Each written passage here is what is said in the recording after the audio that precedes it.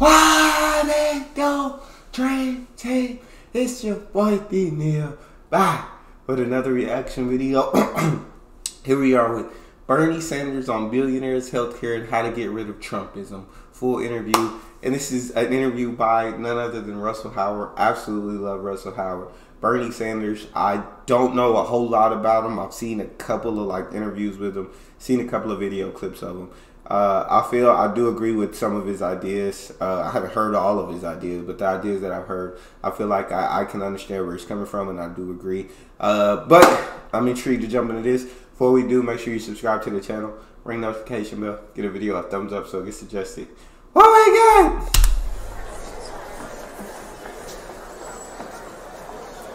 And we are going to break this video into 3 parts. Ladies and gentlemen, thank you so much for coming. Please welcome my guest, probably one of the most important progressive voices in American politics today, Senator Bernie Sanders!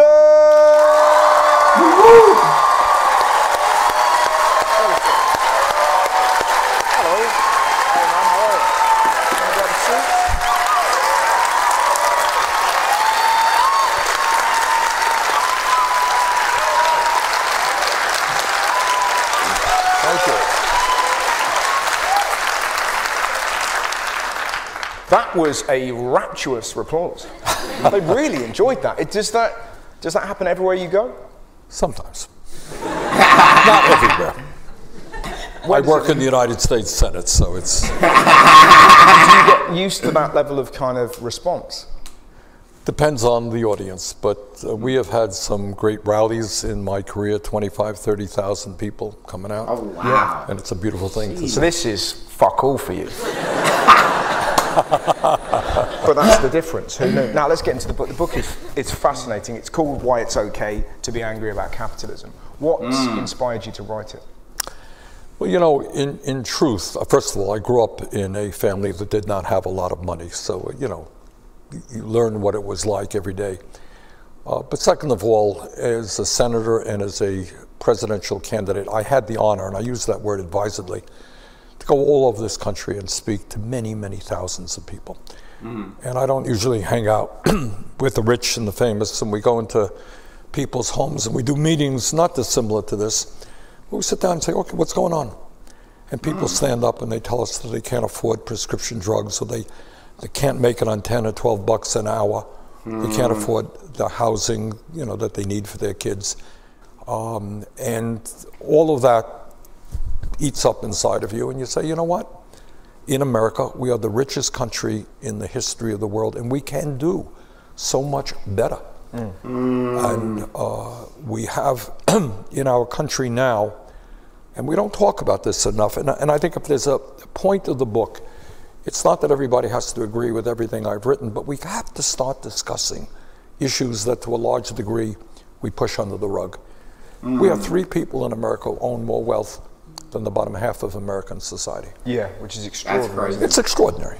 So you got these... That is very insane when you sit there and think about it. But I think the crazy thing is, like, when he said what's eating up at me, for him to go inside of people's houses and for these people not to be able to afford, like, prescription medicines, right? Not to be able to afford, like, if they're born with a certain illness, not to be able to afford the medicine that they need to continue living. Like, you can't look at that and say that's there's nothing wrong with the, you know what I'm saying, the healthcare system, to where these people who didn't ask for this illness, they didn't ask, but they can't afford the medicine to continue living. Like, that's wrong. It's not right. And yeah, 10, 12 bucks an hour. Costs are constantly rising here in the U.S. You can't survive on it. You have to do other things on top of that 10 to 12. Bottom half of American society. Yeah, which is extraordinary, isn't it? It's extraordinary. So you got these billionaires who, they literally don't know what to do with their money. They really don't. They go off to outer space, you know, they buy another island, you know. Well, Jeff Bezos, case in point, you know, went into space with Captain Kirk. So if you're so rich, you're trying to make films come true.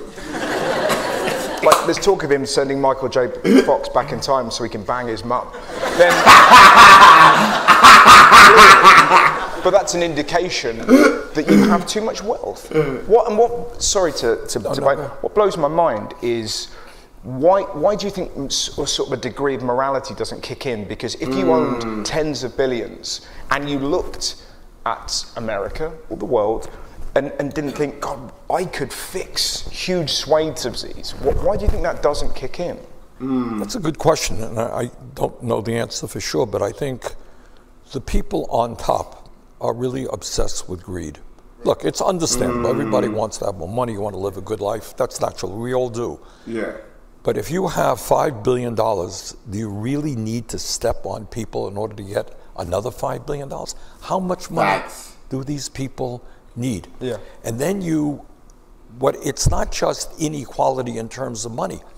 These people use their money to maintain their power and the status quo, and they're very smart at it. So in my country, at least, you have billionaires owning the media, and you have 90% of the American people getting media from 8 multinational media conglomerates.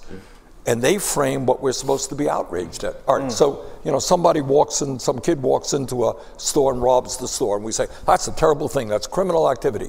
And God knows in my country, there's too much gun violence. That's terrible. But what about, Russell, think about this for a second. The CEO of an oil company or a coal company who knew 60 years ago that carbon emissions were going to have a devastating impact on the planet. They were told that by their scientists. And you know what they did? They lied. They said, oh, well, we don't really know. There's a debate going on about what carbon emissions will do. They lied. We have drug company executives in America who are raising prices, and we pay far more than you do for prescription drugs, but are raising prices so high that thousands of people die each year because they can't afford the medicine. What do we call those people? If a kid walks into a store and robs it, that's a criminal. I think these people are bigger criminals, and we have to deal with that reality. Gigantic criminals. Like I said earlier, kids walks into can't afford prescription medicine, and the costs continue to rise. Like he said, that is criminal. That is greed. That's not right. Yet you will look at this kid that's robbing the store and say he's more criminal, but he's robbing it to try to survive. You know what I'm saying? Because he can't afford that these people keep raising the price of everything. And I'm not saying robbing is right. I'm not saying stealing is right. It's criminal. It's wrong. But I'm saying stop just looking at the kid and look at the system. Look at the system and what's wrong with the system. Absolutely love this. And kind of like what he said about the carbon emissions, that reminded me, I watched the documentary on Chernobyl not too long ago, and I feel like that was kind of a similar situation where they could have saved so many lives, but there were certain people who were in charge of it that it was their gain for this to not be so bad. Like, they had to try to make it seem smaller than it was because they wanted to go higher in their positions. They wanted to be promoted to certain positions. And if this happened on their watch, then all hell was going to break loose. So they lied about it. Instead of prioritizing people's lives, instead of prioritizing people, they prioritized their greed. And that's as criminal as it gets. I think these people are bigger criminals, and we have to deal with that reality. Definitely.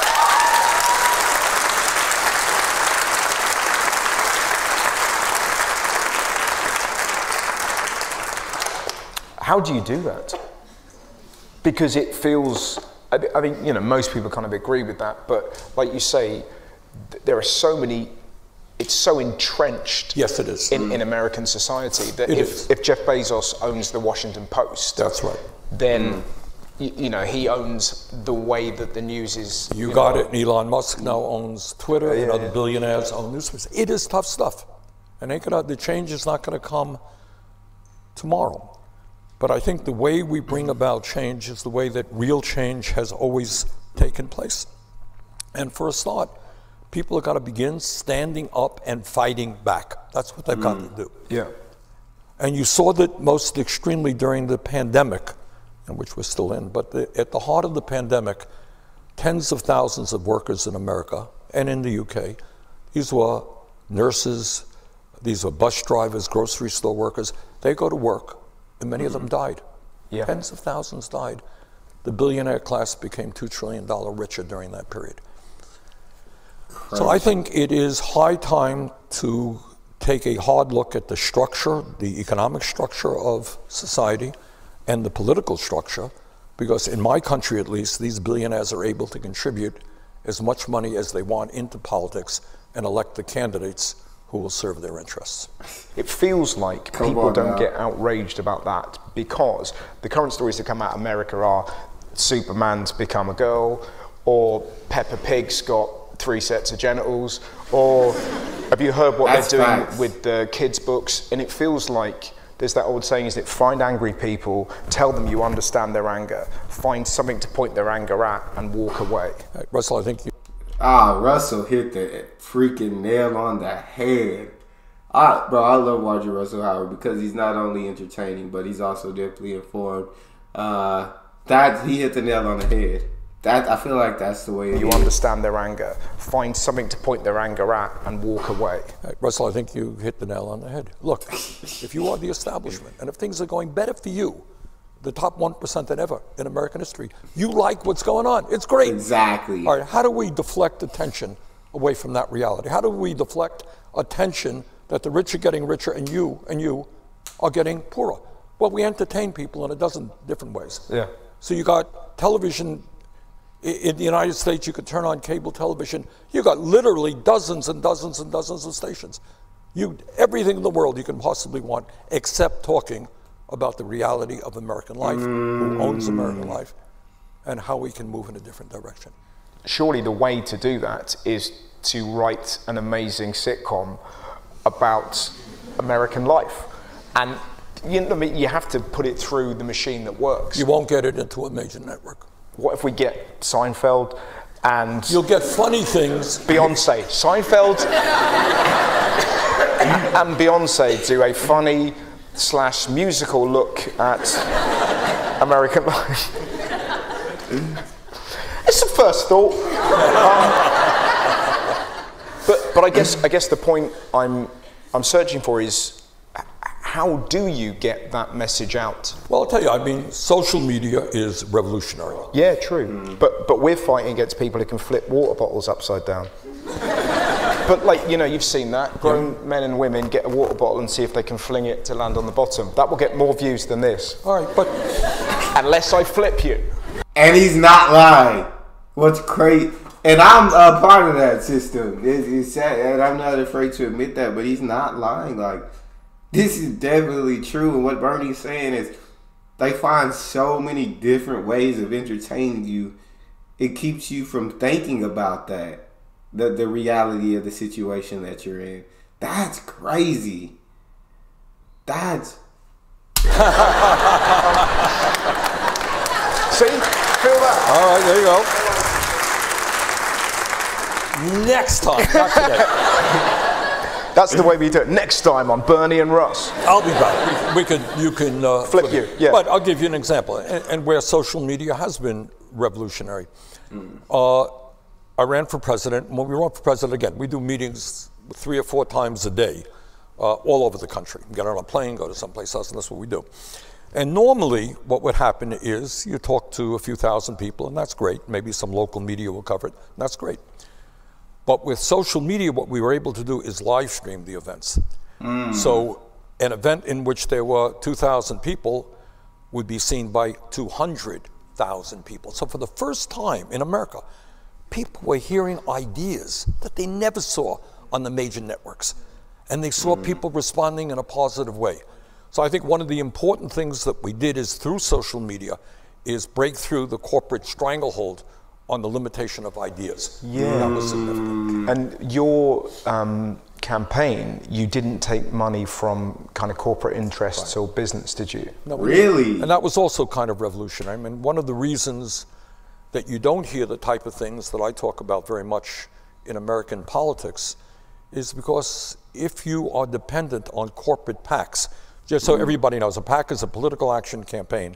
As a result of a terrible Supreme Court decision, in America today, if you're a billionaire, you can put hundreds of millions of dollars into a PAC which can then, you know, put advertising on against any candidate you want, for any candidate you want. So as a billionaire, you have tremendous political power. For sure. Obviously, we didn't want any of that money. And we said, well, how do you run a presidential campaign, which is pretty expensive? How do you do that? And we decided to appeal to working class people for help. And in 2016, we got millions of contributions, averaging $27 a piece. 2020, it actually went down to $20 a piece. So ordinary people, nurses and you know, working class folks just contributed a few bucks, and that enabled us to run strong campaigns. Because I guess if you're a politician, you're elected by a business, they become your stakeholder. That's right. You know, exactly. So and I think that how close are you as a country being able to stop sort of lobbyists? That feels like an impossible thing to do. Let me give you an example. we're gonna go ahead and stop the first part right there. But that's why, like, I don't know if Bernie could win, because I feel like these billionaires, not really the presidents, not the senators, but the billionaires, the corporations, the large corporations in America are really who run things, are really who pull all the strings, are really the ones who always get their way.